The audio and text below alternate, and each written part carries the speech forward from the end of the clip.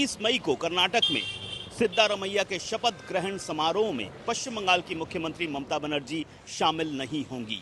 ये एक बड़ी खबर है, लेकिन इसके पीछे की वास्तविकता क्या है और क्यों वो शामिल नहीं हो रही हैं। दरअसल ममता बनर्जी को न्योता भेजा गया था कांग्रेस की ओर से इस शपथ ग्रहण समारोह में शामिल होने के लिए, लेकिन ममता बनर्जी ने जो वजह बताई है वो ये है कि पहले से निर्धारित और तय कार्यक्रमों की वजह से वो इस समारोह में शामिल नहीं हो रही हैं और उस टीएमसी ममता बनर्जी की जगह इस समारोह में काकोली घोष दस्तीदार को भेज रही है। लेकिन आखिर क्या वजह है, क्या इसके पीछे कोई राजनीतिक वजह भी है?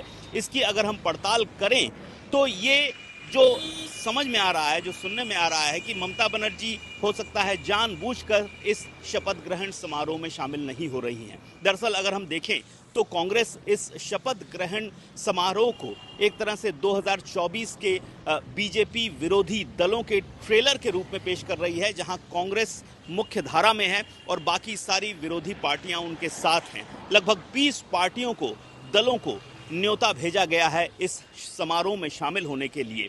इनमें तृणमूल कांग्रेस भी शामिल है। ऐसे में ममता बनर्जी अगर इस समारोह में शामिल होती हैं और ये एक तौर पर 2024 से पहले बीजेपी विरोधी एकता के रूप में जो दर्शाया जा रहा है वो साबित होता दिखता है, तो इसमें ममता बनर्जी शामिल होती दिखती हैं। क्योंकि ममता बनर्जी कुछ दिनों पहले ही, जिस दिन कर्नाटक का रिजल्ट आया, उसी दिन ममता बनर्जी ने कह दिया था कि अगर कांग्रेस चाहती है कि हम उसके साथ हैं तो हम उनके साथ जा सकते हैं। 2024 में जो पार्टी, कांग्रेस जिन राज्यों में मजबूत है वहां पर हम उनका सपोर्ट करेंगे, या दूसरी पार्टियां जो बीजेपी विरोधी पार्टियां हैं वो उनका सपोर्ट करें। लेकिन बदले में कांग्रेस को भी पश्चिम बंगाल में इसी तरह का रुख अख्तियार करना होगा। दरअसल अगर हम पश्चिम बंगाल की बात करें तो यहाँ पे काफ़ी कॉम्प्लेक्स सिचुएशन है।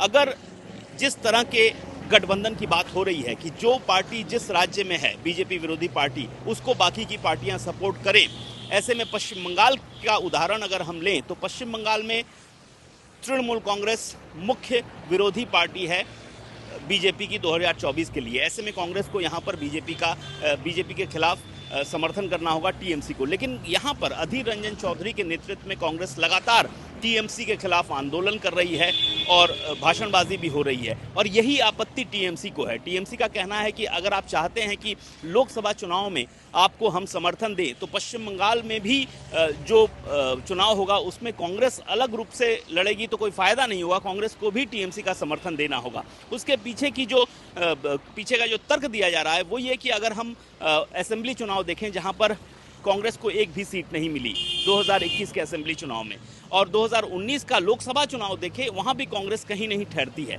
तो ऐसे में कांग्रेस यहां पर क्यों नहीं सपोर्ट कर रही है टीएमसी को, क्यों वो अपना अलग सुर अलाप रही है?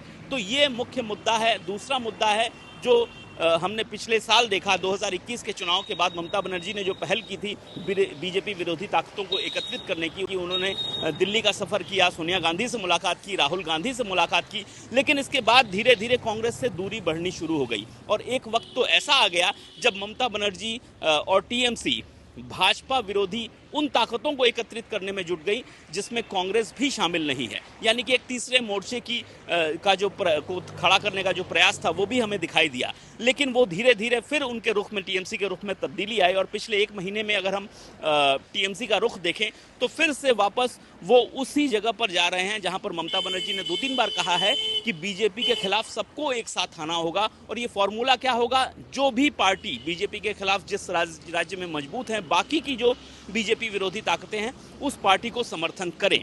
तो ये जो फॉर्मूला है, इस फॉर्मूले पर ममता बनर्जी जाना चाहती हैं। लेकिन ऐसे में अगर वो शामिल होती हैं सिद्धारमैया के शपथ ग्रहण समारोह में, तो वहाँ पर फिर से वही मुद्दा आएगा जो टीएमसी बराबर आरोप लगाती आ रही है कि कांग्रेस एक बड़े भाई के रूप में अपने को दिखाना चाहती है, अपनी अगुवाई में सबको लेना चाहती है। तो वो एक बार फिर से साबित होता दिख रहा था अगर ममता बनर्जी वहाँ पर शामिल होती। तो यही वजह है, एक तरह से बहुत लोगों का ये मानना है, समझना है कि ममता बनर्जी ने सोच समझ के ही सिद्धारमैया के शपथ ग्रहण समारोह में नहीं जाने का फैसला लिया है।